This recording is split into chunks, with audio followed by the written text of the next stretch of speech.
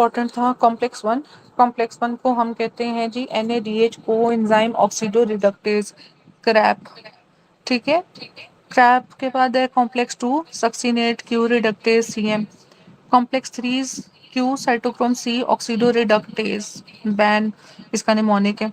Complex four this is cytochrome C oxidase cash, ठीक है। अब ये सारे क्या हैं, बेसिकली आपके पास कॉम्प्लेक्सेस के साथ ये जो दिए हुए हैं सारे सबस्ट्रेट्स वगैरह, ठीक है।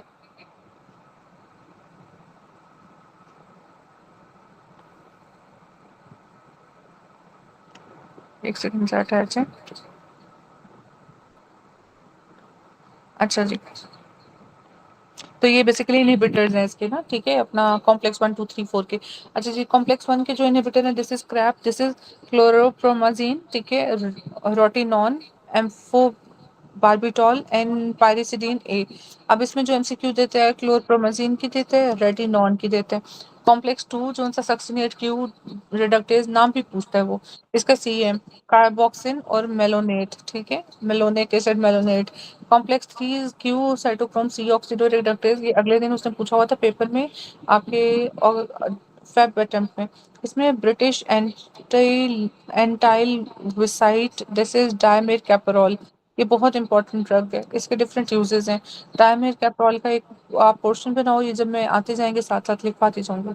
इसमें एंटीमाइसिन ए ये दिया हुआ है आपको मई जो अप्रैल फेब अटेम्प्ट में, ठीक है। अच्छा, नेफ्थोक्विनोन और कॉम्प्लेक्स फोर इज कैश जैसे cyanide, carbon monoxide, sodium azides and hydrogen sulphide, ये तीनों पूछता है, ठीक है। ये सारे MCQs हो गए आपके पास TCA साइकिल में। और एक चीज पूछता है किधर मौजूद है आपके पास, इनर माइटोकॉन्ड्रियल मेम्ब्रेन के अंदर मौजूद है, ठीक है। अच्छा जी, NADH electron are transport to complex one, FADH2 electron are transported to complex two, ठीक है। अभी आगे चलते हैं, ये देख लो, फिर मैं इधर वापस लाऊंगी आप लोगों को, पहले आप इलेक्ट्रॉन ट्रांसपोर्ट चेन देख लो। आपके पास आया NADH और FADH2 फ्रॉम TCA साइकिल। तो सबसे पहले NADH प्रेजेंट करेगा, NADH हाइड्रोजनेज एंजाइम के प्रेजेंस में टू कॉम्प्लेक्स वन, ठीक है। तो ये कोएंजाइम क्यू एक कैरियर है जो पूरे का पूरा एक ना जैसे रेलगाड़ी है ना, मैसेंजर है, ठीक है, वो सारा ट्रांसपोर्ट करता है, तो ये साइटोक्रोम क्यू करेगा ट्रांसपोर्ट।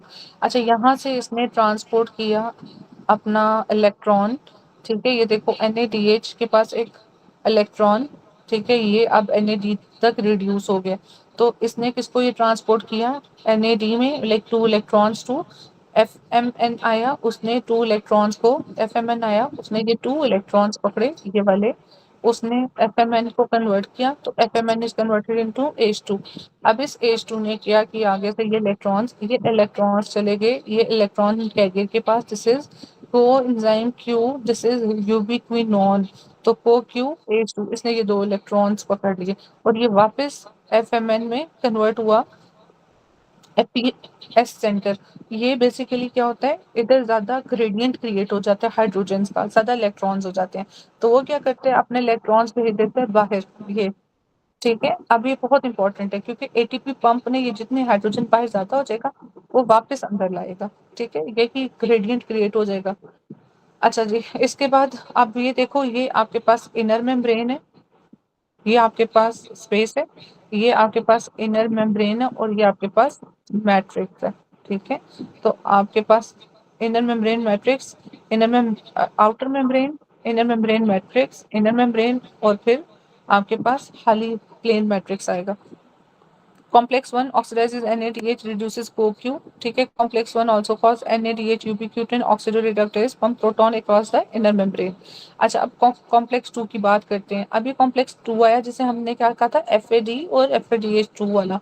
तो ये क्या करते हैं, हमारे पास जो एंजाइम था मैंने आपको उस वक्त बताया था कि एक एंजाइम है आपका TCA साइकिल का जो कि यूटिलाइज हो रहा है आपके पास यहाँ पे ETC में, इलेक्ट्रॉन ट्रांसपोर्ट चेन में, ठीक है। तो ये सक्सीनेट बेसिकली वहां से यूटिलाइज हो रहा है यहाँ पे, ठीक है।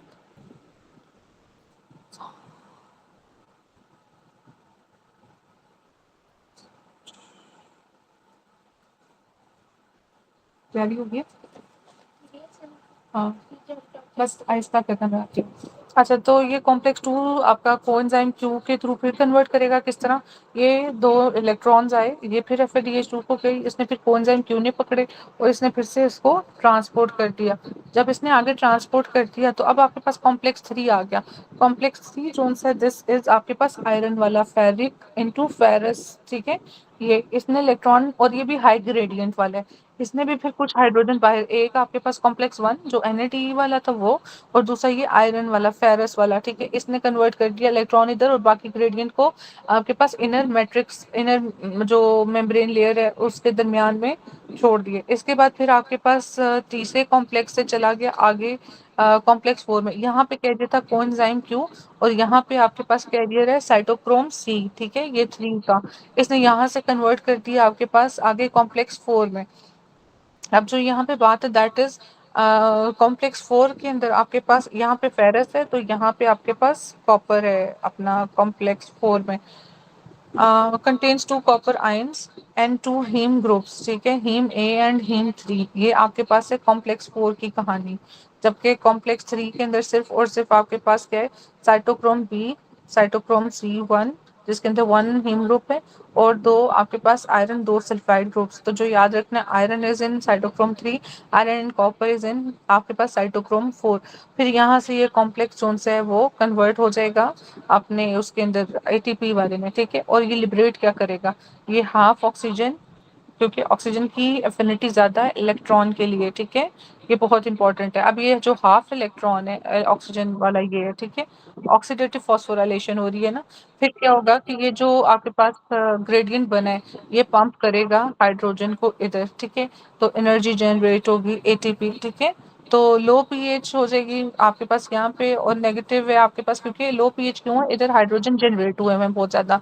हाइड्रोजन का मतलब होता है कि एसिडिक है, एसिडिक पीएच इज लो, ठीक है? आपके पास इनर मेम्ब्रेन स्पेस में, और हाई पीएच है आपके पास मैट्रिक्स में। आपने हमेशा एक चीज याद रखनी है, इक्विलिब्रियम स्टेट आनी चाहिए। इक्विलिब्रियम, इक्विलिब्रियम तब आएगी जब यहाँ के हाइड्रोजन है यहाँ के बराबर हो जाएंगे। वो किस तरह होगा कि जब भी आपके पास हाइड्रोजन बाइंड करेगा ये वाले कंपोनेंट पे, ये वाई घूमेगी, ठीक है? वाई चेन, और ये बी वाली चेन जो से ये ATP का जो पंप है उसकी एक स्पेशल फीचर है, ठीक है? तो ये जो बी चेन है छोटी वाला बी, ये कॉम्प्लेक्स जुड़ा हुआ है आपके पास बड़े वाले बीटा के साथ। तो बेसिकली जितने चेंजेस हैं वो बीटा के साथ रहेंगे। तो इलेक्ट्रॉन ट्रांसपोर्ट चेन में जो आपके पास कॉम्प्लेक्स 5 है उसमें कन्फर्मेशनल चेंजेस आती हैं due to rotation of gamma chain, और ये जो बीटा स्टक है ये आपके पास इनर मेम्ब्रेन स्पेस का और मैट्रिक्स वाले का जो ATP पंप को ज्वाइन करता है, ठीक है? और चेंज कहाँ पे आएगा? बीटा चेन जो मैट्रिक्स के अंदर पड़ी हुई है। फिर ये सारा इलेक्ट्रॉन्स आपके पास बाहर से अंदर को मूव करेंगे और एक इक्विलिब्रियम स्टेट आएगी, ठीक है? तो ये देख लो, protein flow through the F0 cylinder, ठीक है? तो ये आपके पास F0 सिलेंडर है ये वाला, ठीक है? यहाँ से जा रहा है, cause the cylinder to rotate. फिर आपके पास ये रोटेशन स्टार्ट होगी नीचे की भी और ऊपर की भी, ठीक है? Cylinder movement causes the gamma to rotate. Gamma come in contact with different beta subunit, cause conformation change in beta unit, phosphorylation of ATP to make ATP, ठीक है? और 4 hydrogen requires to synthesize 1 ATP molecule. तो ये एक important था कि 4 hydrogen होंगे तो एक, तो ये फिर क्या करेगा? ये 4 हाइड्रोजन आगे तो एक रोटेशन, तो एक ATP बन गया। फिर ये 4 हो गए, दूसरा ATP, तीसरा ATP, तो इस तरह से ये रोटेशन होती जाएगी। तो ग्लाइकोलाइसिस यील्ड्स नेट, मैंने कहा ना कि कहीं पे 36 है, कहीं पे आपके पास 38 दिया हुआ है। तो दिस इज द होल आपके पास एनर्जी, ठीक है? 2 आते हैं ग्लाइकोलाइसिस से, 12 आते हैं आपके पास एक पायरुवेट के जोन सा उससे है, 12 12 24, ठीक है? आगे आपके पास उससे TCA साइकिल से, ठीक है? और बाकी जोन से जनरेट हो रहे हैं आपके पास इसमें इलेक्ट्रॉन ट्रांसपोर्ट चेन में। So this is the whole आपके पास इलेक्ट्रॉन ट्रांसपोर्ट चेन।